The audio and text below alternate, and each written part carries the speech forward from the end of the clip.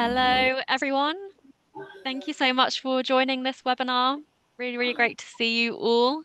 Welcome to today's new Reuters webinar, where we will be discussing AI-enhanced product launches, boost customer care and business performance. So you are all in the right room. It's wonderful to see you all joining in to listen and learn about a very important topic, given the amount that we have to unpack today. The discussion will be beginning very shortly. I've just got a couple of housekeeping notes to begin with. So this is an interactive webinar, so the chat box is open to absolutely everyone. For those joining, please do let us know where you're tuning in from. It would be great to see. And then the Q&A box is open to all as well. So I will be keeping an eye on this as the moderator for this discussion. I will be picking out as many questions as I can from you guys to ask our expert panel. So, and lastly, this webinar is being recorded. So for those who also want to watch this on demand, you should get the recording of this webinar sent to your inbox on Thursday. And I think we can get things going now. Like I mentioned, we've got a lot to discuss, so keen to get kick-started. My name is Canna Hutton. Lovely to see you all here. I'm a global project director at Reuters, and I'm now going to turn the focus onto our panelists to learn a little bit more about who our speakers are. Drew, you're first on my screen, so if you don't mind providing a short introduction.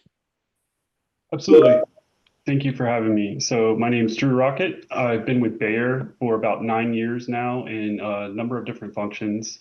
I'm a biochemist by training, but I've been with the U.S. Medical Affairs Department for about 2 years now. Based in New Jersey in the U.S. I've always loved technology, so I found a role that kind of combines that passion with kind of my science background, working in the medical affairs organization. What I kind of do in my day job is mostly focused on digital data, medical insights projects, and a number of other things. But for today's focus, I'll talk a lot about the different AI-related projects that we have, and I've worked on kind of supporting the U.S. Medical Affairs Organization. Fantastic. Thank you, Drew. Over to yourself, Ganjan, as you're next on my screen. Yeah, hello everyone, Gunjan Agarwal. I lead the data strategy, acquisition, and the digital marketing data solutions at Novartis. And I am at the intersection of digital data and the analytics together.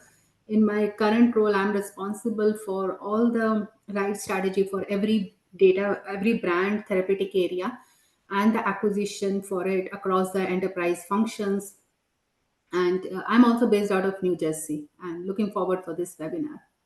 Fantastic. Thank you, Ganshan. And then Vyom, yourself. Yeah, hello everybody. Good morning and good afternoon for some of you joining from Europe. So I lead Cognizant's commercial life sciences practice globally. I've been in this role for quite some time. Prior to Cognizant, I've had the opportunity to be within the industry and helped launch products within cardiovascular, neuroscience, and oncology space. Within Cognizant, commercial, so we position a lot of our commercial services around sales, marketing, market access, and patient services. That's what we define as commercial. So look forward to having this discussion. Fantastic. Thank you, Vyom. So to get things kick-started, we do actually have a few words from Vyom now and some slides to share with you all, which I'm going to begin sharing now.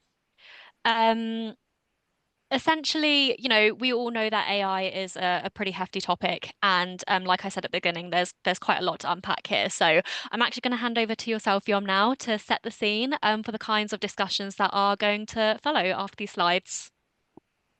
Yeah, thanks, Kana. So as we work with the commercial leadership within our client organization, all of you, there are a few things that we hear, and I wanted to sort of synthesize a lot of those of what you are telling us. So over the last 4 to 5 years, we know that the success of launches are super critical to most of the commercialization function for most life science companies. But there have been issues where about 30 to 40% of launches over the last 4 to 5 years have underperformed. And about 20% of those fail to even meet 50% of their revenue forecast.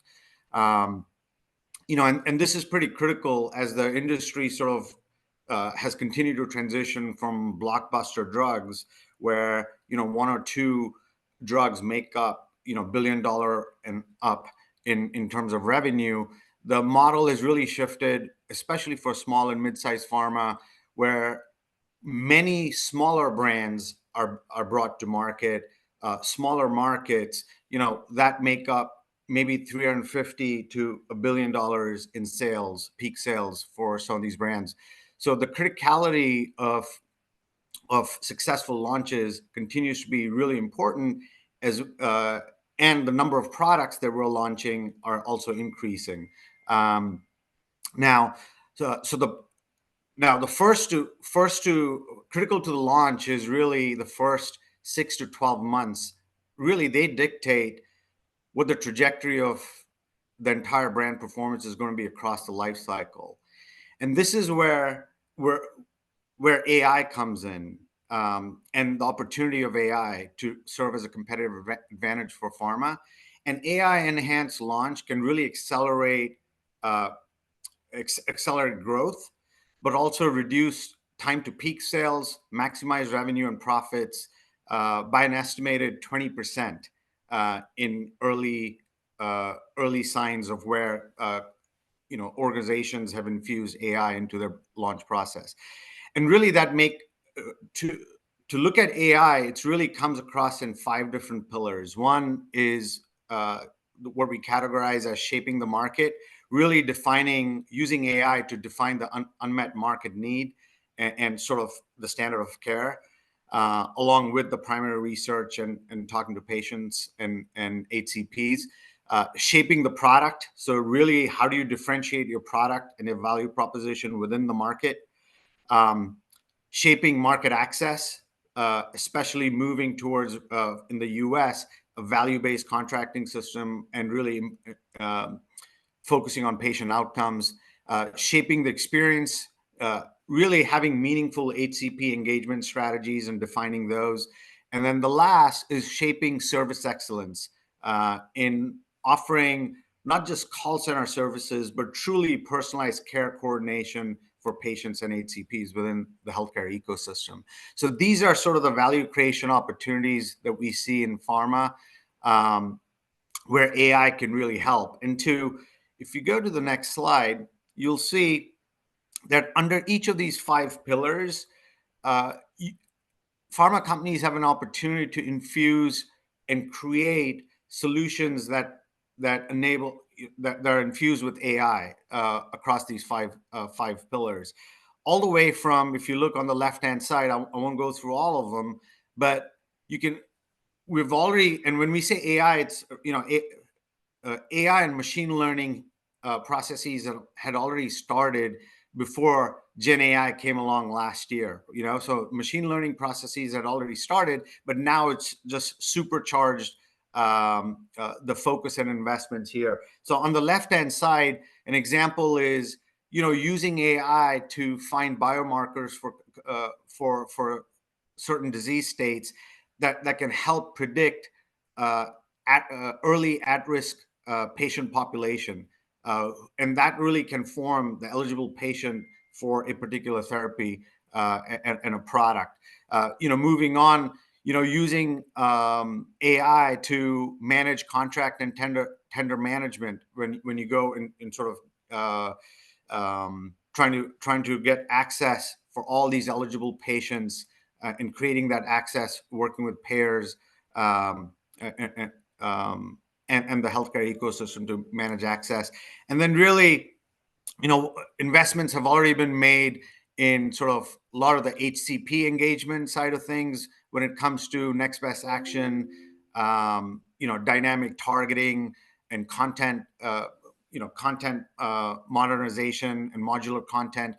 That's an area where we're used to seeing the use of AI and machine learning to try and automate some of those processes as well. But where we see also incredible opportunity in shaping service excellence, where you can really coordinate care across multiple call centers, multiple care centers, where it be medical affairs, where it be an outbound care call center, to the hubs that serve for patient services and so forth. So there are several of these use cases and areas across these 5 pillars where AI-infused solutions can accelerate growth and also reduce costs. And I'd love to hear more from Drew and Gunjan and all of you on online about how some of these opportunities are being realized, Drew, in your organization, and Gunjan at Novartis within your organization as well.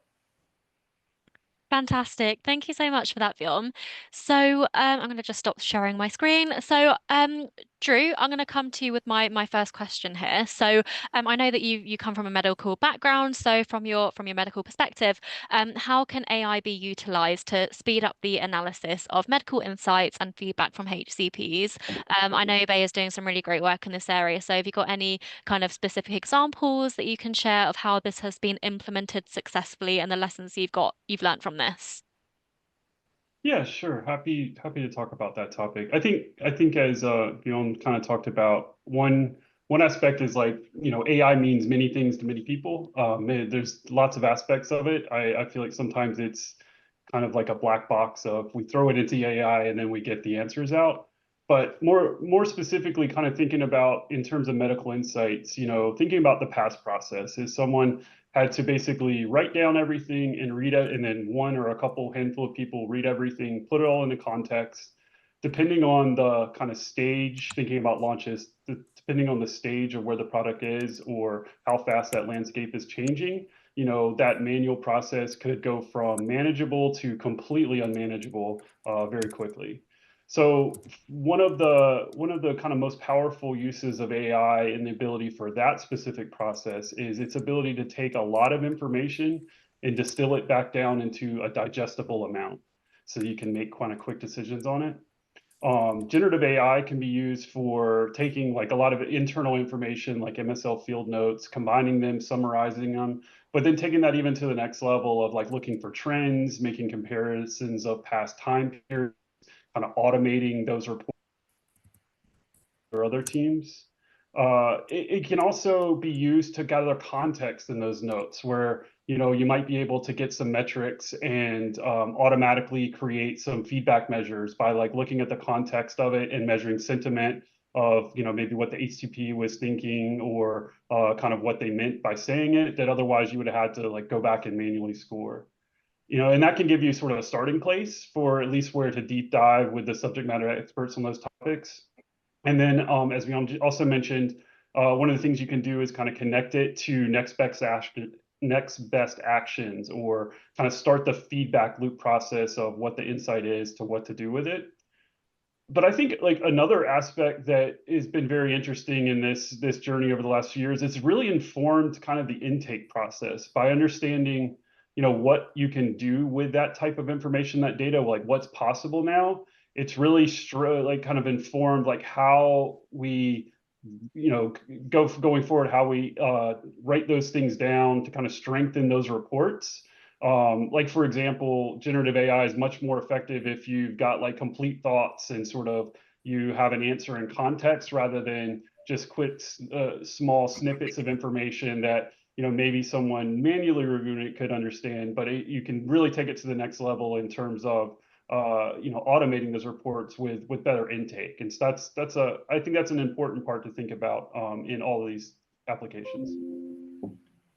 Absolutely fantastic. Thank you so much for your answer, Drew. My next one, Gunjan, is going to be to yourself. So I know we spoke last week, and you kind of do a lot of work around the 360-degree view of HCPs. So and you mentioned the potential of AI to provide this by linking real-time insights from various silos like market research, HCP behavior, patient services. Can you maybe elaborate on the challenges of integrating these data sources and how maybe AI can also help to overcome them as well?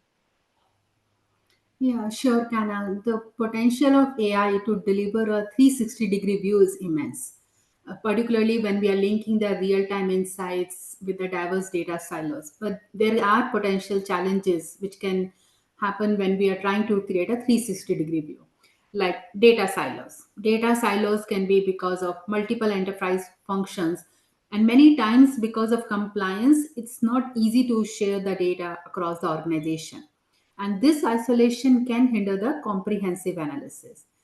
Now, the data comes from various sources, your first party, second party, your third party data.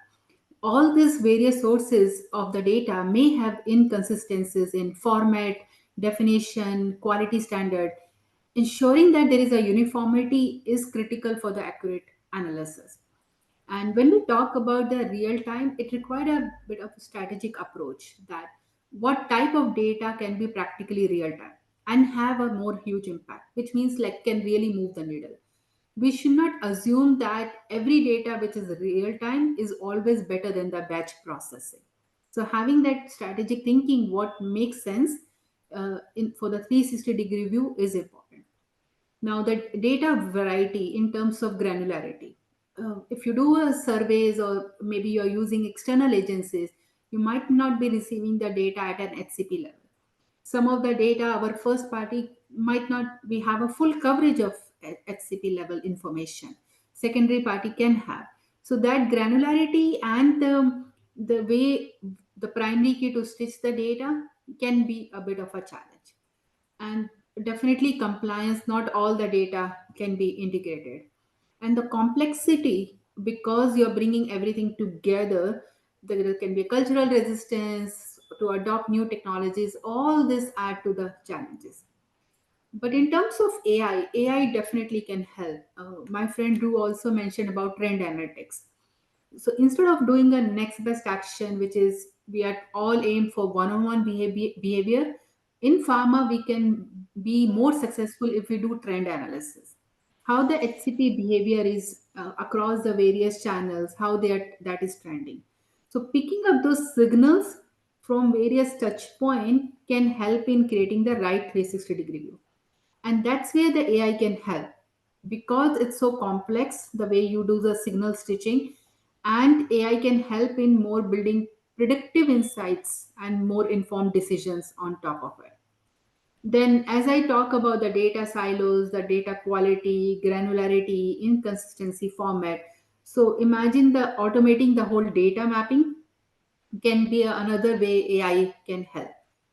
Lot of data which is like medical notes or TLL notes, rep notes are unstructured, even social media. So NLP picking up, giving that speed to that insights and merging it with the structure, improving the overall data quality. These are all can be possible with the AI. Then the main challenge is the scalability across the brands and therapeutic areas. So once you have it done, maybe as a pilot for one brand, then AI can help actually scaling across the multiple brands. And in this whole journey, AI can make sure that it's all very secured, compliant as per the all regulatory standards, because that's very important, like tokenization as a process. So there are definitely challenges still which can help, which is not unlocking that full 360-degree view potential, but there are areas in pockets overall where AI can help. Fantastic. Thank you, Ganshan. You mentioned a lot of really important points there, one of which kind of around cultural resistance, which I'd love to get on a bit later because we had a lot of questions in advance sent over to us about this. But I'll come back to that a bit later because Guillaume, I've got a question for you next, which is around, in what ways can AI help shape and secure market positioning for novel products? Can you provide some real world examples where AI has significantly impacted product launches as well? Yeah, sure.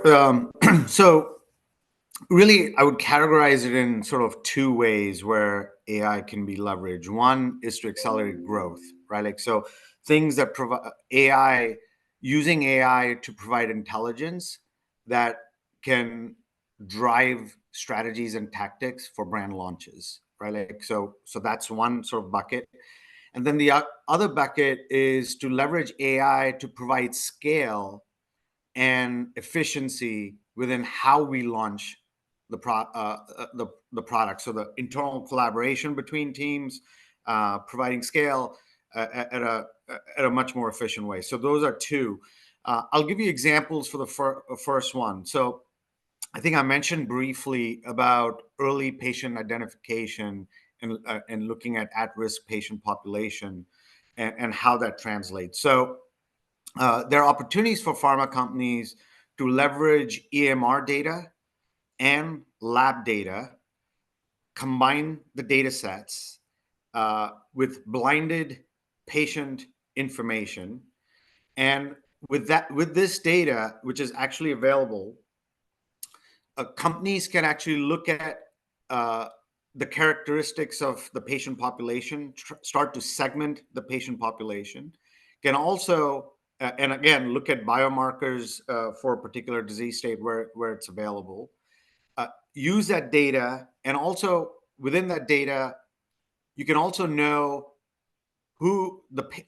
which HCP and which provider is actually caring for that patient. So that can help your HCP targeting. So all of this insights can inform how you go to market, what messages you can take for an HCP visit, either doing remotely or in person, and can really inform a much more richer conversation between a field sales rep or an MSL with an HCP, where they're really knowledgeable about the types of patient that's in the care of that HCP, and then can really talk about how the product positioning and the product value proposition fits the different various patient profiles that the HCP sees. Now, this can be done at an HCP level. It can be done at the regional, local level. So, geofencing and, so geographically, so you can start to then design campaigns leveraging AI. So that's like one example. Another example where we've worked with clients is actually when calls are coming into a patient support center or even to the medical affairs. We've actually studied patient the call and the voice of the patient and the discussion with the patient that takes place during that conversation. Also look at previous calls and interactions that the patient might have had. Look at information that we have heard from HCPs, maybe not about that particular patient, named patient, but just concerns that we've heard. And we would have also known, which HCP is actually supporting that patient. We've actually studied calls, converted that voice using AI, and created prediction algorithms to see if that patient would be at risk for non-compliance. So how can non-compliance is super important because we want to make sure that for maximum patient outcomes, the patient actually stays on therapy until when prescribed and until what the doctor had actually said. So, focus on adherence and non-compliance is super important. We've used AI to actually predict non-compliance in patients based on a lot of this data that's been gathered. So those are two ways that not only impact patient outcomes, but also then in the end drives business performance as well. And then the other two, very quickly on the cost side, increasingly, we've not seen at scale companies doing this, but the experiments have been done, is how do you decrease agency spend? So when you're launching a product, you actually get a product profile from our clinical colleagues. We have to convert now that molecule into a brand. And there's a whole art and a science to that agency use. So with AI and Gen AI, we're able to now experiment where we can essentially take a 2-pager product profile, feed it into an engine, an AI engine, and actually then it actually starts to create, based on the product positioning, competitive landscape, and so forth, actually start creating competitive differentiation, brand campaigns, and really start to give identity. And even create some visuals and ads and banner ads and things like that, marketing assets that you can actually use for that campaign very, very quickly, instead of spending 3 months with an agency to try and create this. So we've used, those are on the cost side and efficiency side and time to market side. But that's one. I'll stop there. But those are like three examples that we've seen in the market so far. Wonderful. Thank you, Vyom. Drew Gunjan, I'm seeing a lot of shaking heads. So, have you got anything that, sorry, nodding heads. Have you got anything that you'd like to kind of add on to those points that Vyom just shared with us now? Yeah, there is definitely a lot of use, and what Vyom said, there are a variety of areas where it can be used, and it can be fully compliant, and it can really impact the process. So I completely agree with the points which Vyom is sharing. Fantastic. Drew, have you got anything else that you'd like to kind of add on to those points? Yeah, I think like one of the interesting challenges is thinking about some of the agency stuff is like the content generation aspect is from a compliance copyright and that kind of aspect. It's I'd say the water's still a little murky in terms of exactly what we can leverage this type of technology for. But for internal strategic process things like there's lots of applications and lots of ideas to be able to speed up that process and at least keep it inside the company to help make those decisions. But going forward, the external content stuff is definitely something where I can see a lot of development in the future for sure. Wonderful. Yes. I'd like to add. So Drew brings up an excellent point around copyright and make sure from a compliance standpoint, you're protected. One of the things that I'm dating, but when I was in pharma and launching a product, we were working with several agencies, and they actually pitched certain ideas. We brought 3 agencies in. We were going to select, and part of their pitch is to create these design visuals based on the product profile and so forth. And I remember after the pitch, after a week long, we heard their pitch, we had their visuals, and after a week, I was sitting with my colleagues in IT, and they had a magazine, an IT magazine, and I flipped over the magazine, and on the last page, there was a visual, right? And that visual was actually related to a technology, like a product company, technology product company. And there were, there were similarities between what one of the agency that pitched for a product launch for a pharma product to a visual that was used by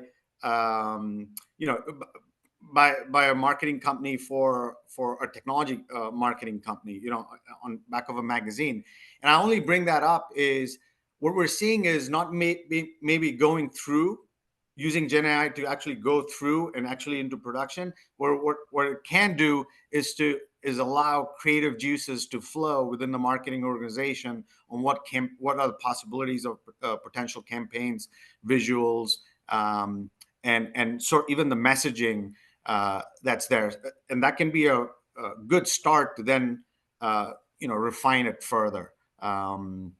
So that's one thing I would add to sort of get over that hump around, copyright infringement and things like that. Just don't go live with it. Use Gen AI to actually generate ideas for a particular marketing campaign.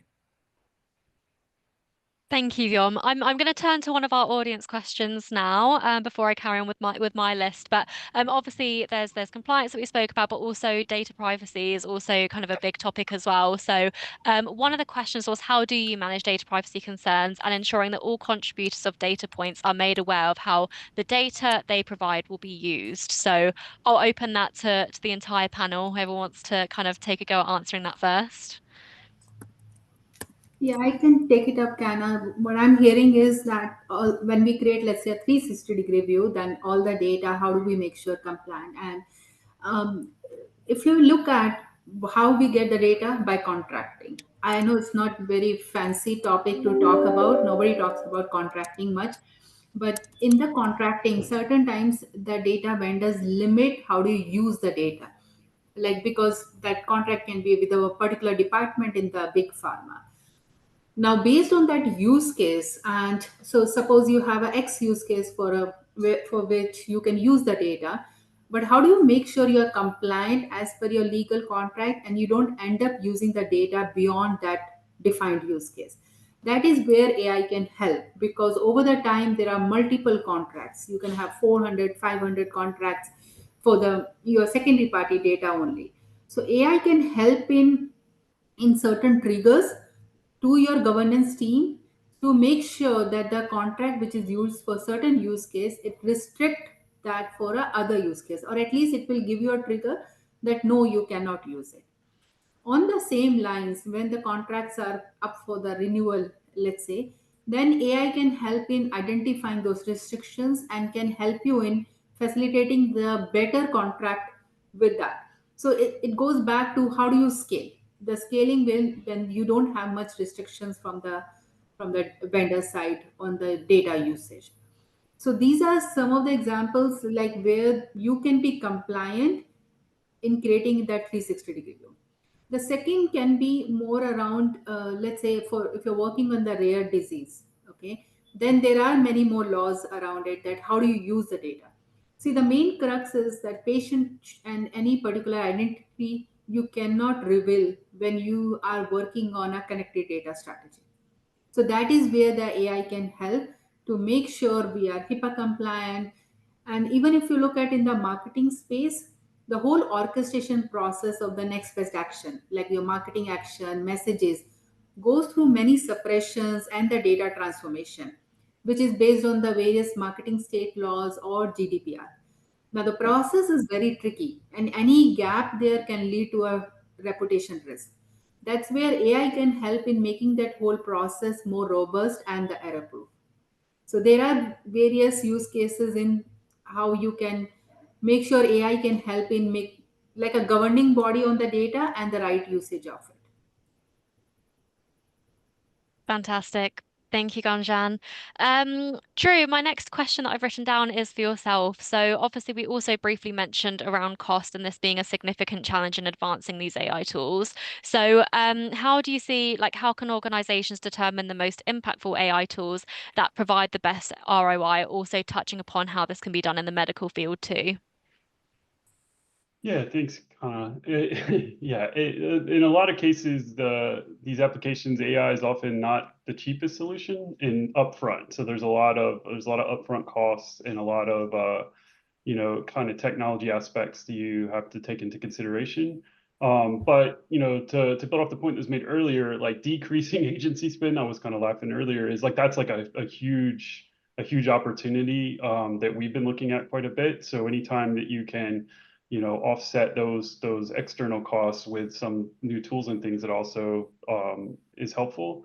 But I think more broadly, kind of thinking about this question is you really want to understand what you want to answer with the different AI tool or the topic that you're talking about, and like making sure that you have a process for figuring that out is really important. No system or technology is going to replace that step. In some of my past roles, I'd also often hear the sentence like, once we get this new system, things will be easier. But it's a common mistake that if you don't understand the question that you're trying to answer and you're just building the technology and trying to find something to answer with it, then you're often just making kind of like incremental steps instead of transformational steps. I mean, it can speed up that process, which is helpful, but it's just a really important thing to think about. From the medical perspective, measuring ROI is sometimes a little bit more difficult than from the commercial perspective.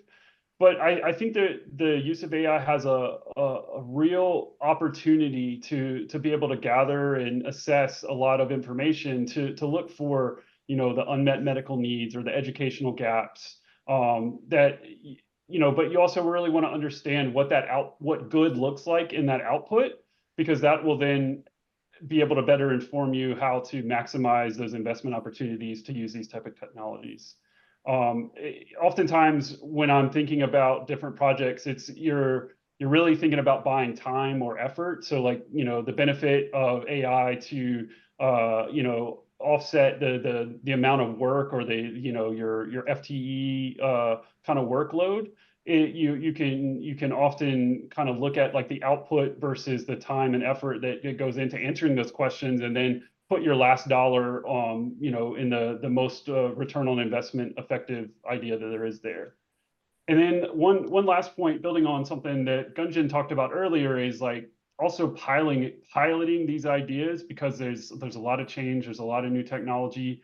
Just in the past year and a half, how much has changed, and so piloting those ideas instead of building some massive application at scale can give you better kind of nimble feedback on where the value is from those answers and from those processes and how much time it's really saving.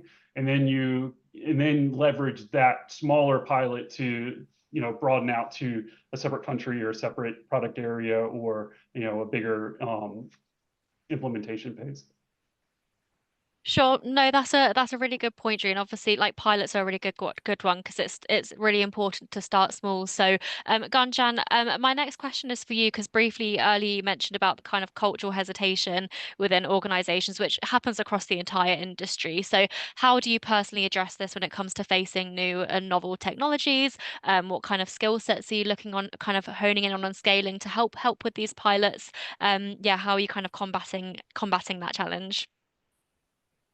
Yeah, there's no straightforward answer to it. I would say the first skill set definitely should be more of an open mindset that these AI technologies are here to help speed up the process and improve that process. Once you come up with that mindset, you will start looking at all the use cases and the usage of AI in a very different sense. And the AI framework plays a very important role. For me, I like to simplify the process. The more complex it is, the more buzzword you create around it, people tend to be afraid. And in terms of framework, if I have to define, there are four words. EIRS means establish, impact, readiness, scale. First, establish that whether it's really an AI use case. As Drew mentioned, AI can mean multiple things to multiple people. It's not a magic wand which you run and you get everything. So it should not be like any chapstick which you apply everywhere. So establishing what exactly AI means and whether they in that process which you are trying to improve or the solution you are trying to build, AI is an important role or it can be done in a different manner. Then second is what is the impact it's going to make, because AI help us in the change management. You have to do the change management, you have to do the avoid that cultural resistance and do something new. So is it really moving the needle, and then are you ready? And the readiness is people, skill, technology, data, because many times you want to do build a AI solution but you don't even have the right data. And after that you don't want to invest so much in one time type of a product or a solution. You have to look from an enterprise view that can you scale it. So that's where EIRS comes. Once you have the right framework and you do more, bring people together, define their roles, define the ways of working, it can avoid to a certain level that cultural resistance or the company resistance, people resistance, because then people will feel more part and feel inclusive on the process, then considering that how the AI can negatively impact their job or many other reasons. Perfect. I'm going to stay with you, Ganjan, because I know last time we spoke, you talked about improving processes within an enterprise, and we've actually just had a question come in from the audience asking, do pilots ever convert into full-scale production? Are there any references out there that shows that AI can scale in an enterprise context? So have you got any kind of thoughts to add there? Yeah, so if the same question get being asked in 2025, 2026, my answer will be different because 2024 is the year of AI. Everyone, I'm pretty sure, is only right now doing the pilots. We ran some pilots. We do see a potential which can be scaled. But this year, I'm pretty sure every organization is just seeing what is the value of an AI, where it can play a role.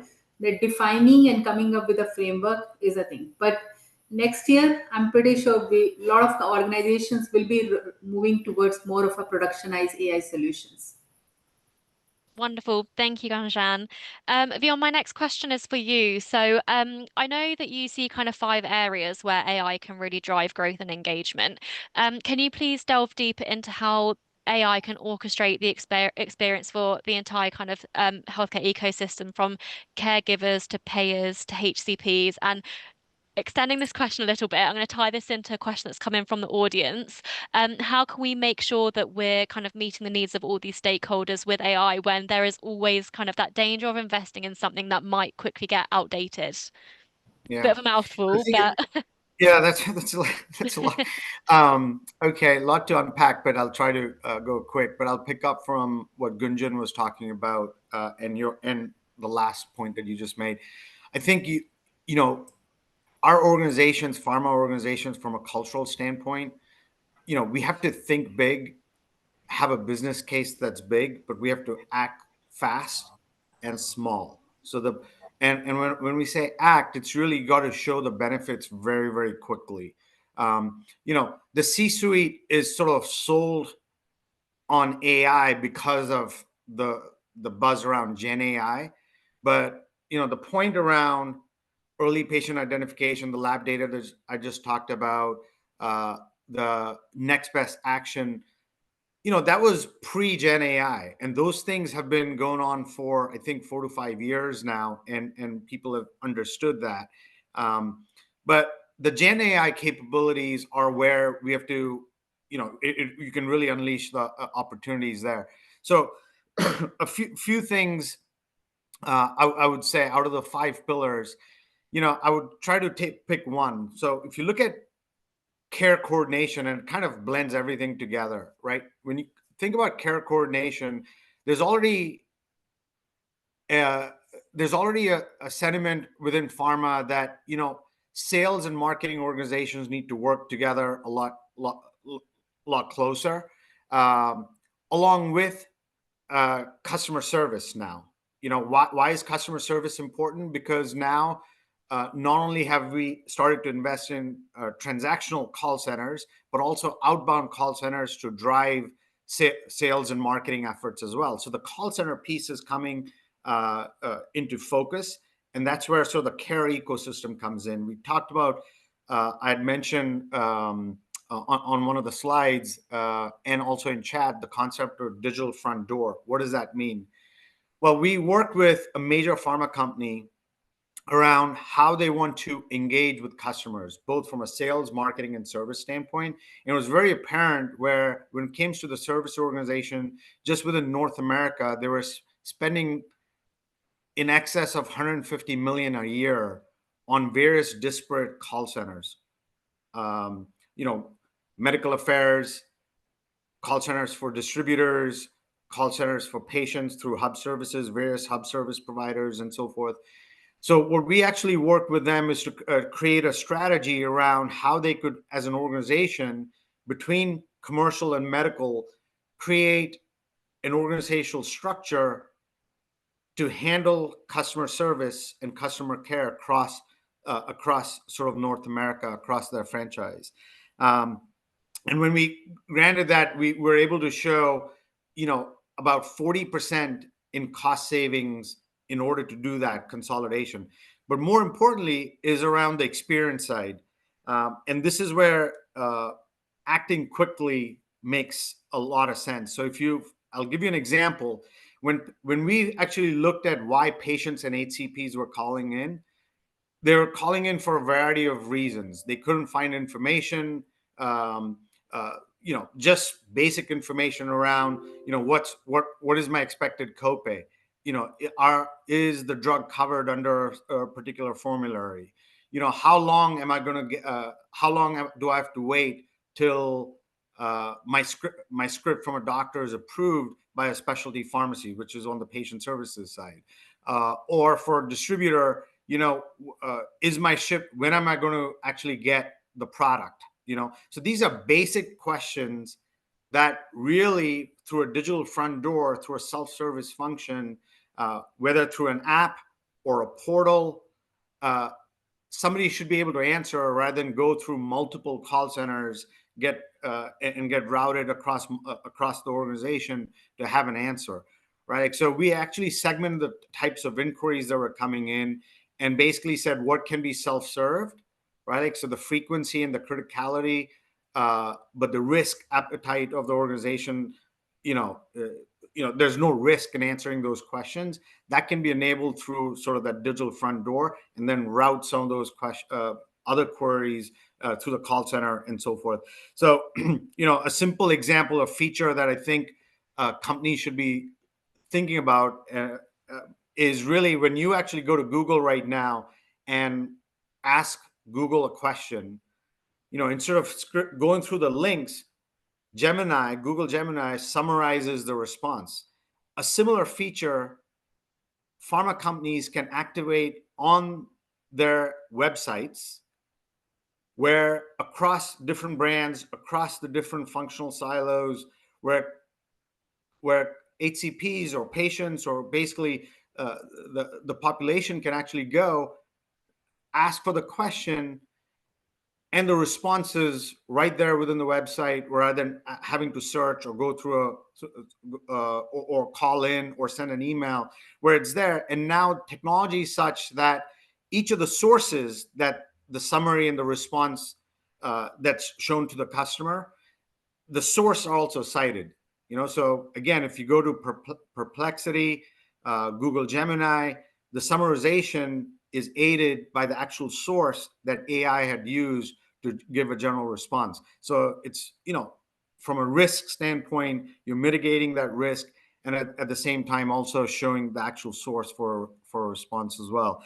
That's another use case, but a huge value proposition for customers as well. And I'll end on this. It's not only for customers, but for internal organizations, whether it be medical affairs. That same technology can be used for the agent workstation. So whether it be a call center agent or somebody in medical affairs who can really, while they're addressing a call and on the call with an HCP or a patient, AI is scouring the knowledge base, listening to the conversation, scouring the knowledge base, and making that knowledge base available to internal, medical affairs agent or call center agent within a hub organization, and so forth. So those are, again, the service coordination and service orientation is a enormous opportunity for pharma to unlock AI very, very quickly. And this is an area outside of even life sciences where companies are investing in when it comes to Gen AI, is this call center and the care customer service side of things. Fantastic. Thank you so much, Vyom. I'm going to turn the kind of last 10 minutes of the discussion to the topic of KPIs and metrics, which we all love to discuss. Drew, I'm going to start with yourself. What do you see are the key metrics and KPIs to focus on when it comes to measuring the success of these initiatives and tools? Yeah, it's definitely a good question. I kind of said earlier, especially from medical, it's sometimes it's something we wrestle with, of like how exactly to measure kind of that success. I think time saved is definitely one. When I talked about the cost aspects of it, so when we're talking about launches, we're talking about every day counts in terms of reacting and changing behavior and trying to address kind of those gaps. So time saved is an important one. Stakeholder engagement, I think, is another one. It's there's different ways to measure that. I talked about sentiment and things like that earlier, but not just your internal stakeholders, but external stakeholders in the like the chatbots that were kind of mentioned earlier. That's something that AI can do and sort of read at a more massive scale and see, like, compared to other applications, is this improving that engagement. Kind of money saved is is another one in terms of time.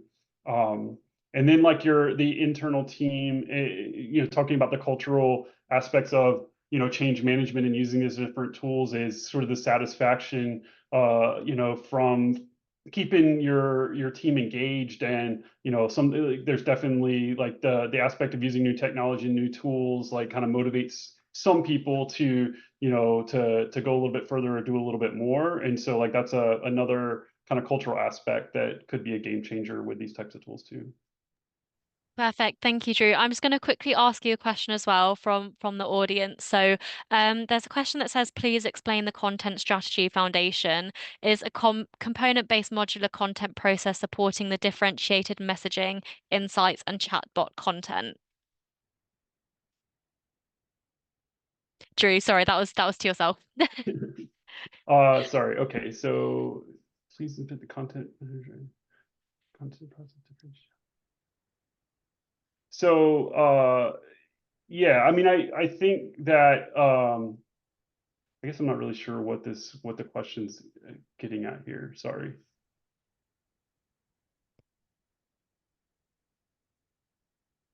Okay, so I guess it's talking about like different personalized messaging, I think is what I kind of take from this. And that's Mhm. something that, it's very difficult to do right now. So in order to, you could shape that content strategy in a sense of by pulling in different types of metrics, different types of data, where you could see, the certain HCPs are interested in, efficacy or in safety kind of information, and other ones are more interested in new publications and disseminating that types of things.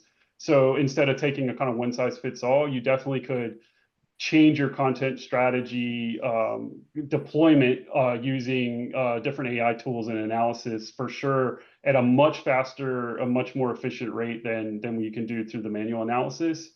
That's something that we thought about from the medical perspective quite a bit. Wonderful. Thanks, Drew.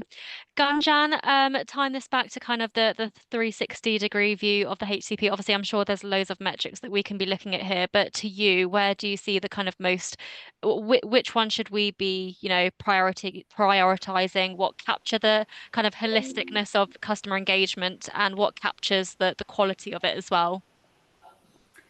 Yeah, Kenna, when we rolled out customer 360 across the brand, the top two metrics is first adoption. How many reps are there for each brand, and how many are going and getting the personalized message based on the C360 view. That was the first one, and then continuous pulse check and the surveys. That how is it really helpful? Okay, is the information which is coming help them in more personalized discussions, and do they wanted to see more KPIs, or sometimes there are too many KPIs, do they wanted to reduce the number of KPIs? So adoption and the continuous pulse check, these were the two ways or KPIs which was very important to understand the success of customer 360. Sure. Thank you, Ganjan. And then Vyom yourself, kind of having that like overarching view of both kind of medical and how this can help MSLs and the commercial field teams. What metrics do you find kind of are most, I guess, pertinent to yourself? Yeah, there are loads of metrics, but I would sort of bucket them into three categories. One is reducing time to peak sales and maximize revenue, kind of the first chart we just talked about. And for that, it's simple. Does an AI infused strategy and tactic to brand launch increase breadth and depth? Breadth means number of writers, for your particular product. Are we shifting the needle on number of writers, for a particular brand? And depth is, for each of the writer and the number of patient population that, eligible and appropriate patient population that is actually on that therapy. Time to first fill is another one in terms of access. Getting patients getting access to therapy very quickly in a timely manner, and also staying on therapy and adherence. So breadth, depth, time to first fill, and adherence. That's one category. The second is reducing time and people to launch, right? Like so, to launch, and this is collectively internal and external. So one of the metrics that we are promoting companies look at is the effort score. So and we're doing a lot of work around how do you drive that effort score, and the effort score essentially says how long or what effort does a customer need to give in order to absorb the information that pharma companies are providing, whether to sales, marketing, medical, and so forth. And then when they do call in and there's a demand, what is the effort required to get patients on therapy, or to just basically get information, right? So the effort score is super important on reducing the amount of effort for our customers, and customers speaking broadly. At the same time, effort score for our internal team. So can we leverage AI to do the same, to have a similar or higher impact with less number of sales reps, less number of MSLs, uh, support organization, and internal organizations to actually help serve the customer. So, and I think that's to Drew's point around time as a commodity. Leveraging time as a way to measure, so and reducing the time. And then the third bucket is really cost, reducing cost, cost of customer acquisition, cost to serve the customer, and then cost to retain the customer. So the three metrics into that cost bucket. Um, those are very easily said, but very hard to get baseline data across the organization to then benchmark and move forward. But with the generation of new technology, new engagement models, and the infusion of AI, pharma organizations need to evolve to much more higher maturity when it comes to metrics. Absolutely. Thank you so much, Vion. I can see that we've only got a few minutes left, so I'm going to ask everyone to, I guess, consolidate everything they've shared today, which is so much, but it kind of consolidate this into one key takeaway for our listeners to take away. So, in the context of kind of things that you've learned from the past and where you see the future heading with AI, and also in this AI enhanced environment, where do we kind of feel will be the biggest benefit for patients? So what kind of takeaway can you provide on that? I'll work backwards and start with yourself, Fionn. Yeah, I would just say that any effort really, when it comes to AI, has to drive patient outcomes.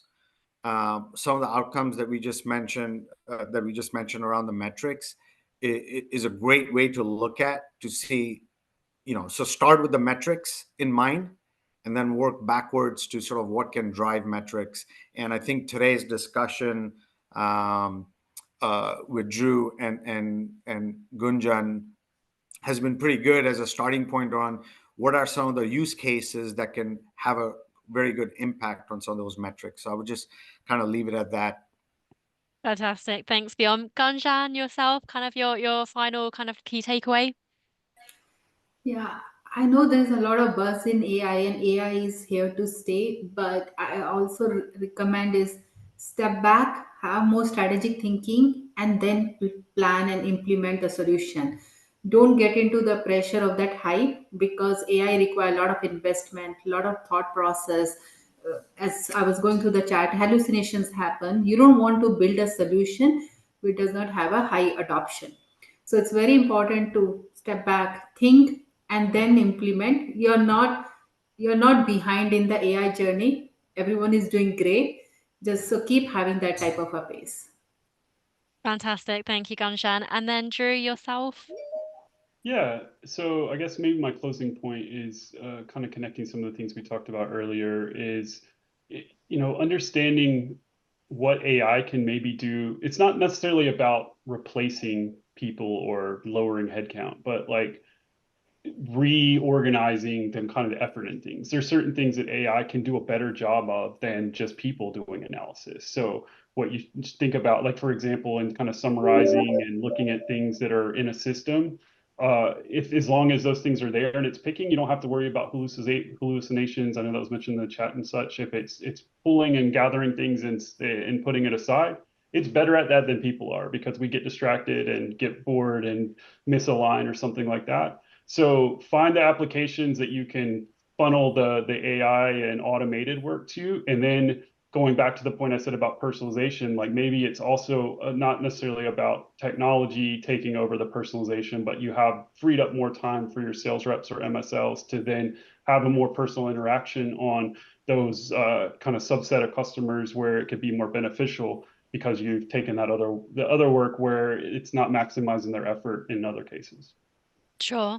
That's a really great point to close off this discussion. So thank you so much to all the speakers for sharing their insights. I wish we had more time to talk about this. I'm sure we could have kept going for many, many more hours, but that's all we've got time for today. So thank you so much, speakers. Thank you so much for all those that have tuned in virtually. Really, really great to see all of your questions or comments. And Vyom and Cognizant, thank you for being the great sponsor for this discussion. Please stay tuned in all the Reuters events pharma news that we've got. We've got many more webinars and white papers coming, so stay tuned and hope to speak with you all and see you all again soon. Thanks so much, everyone. Enjoy the rest of your Thank, day. thank you. Thanks.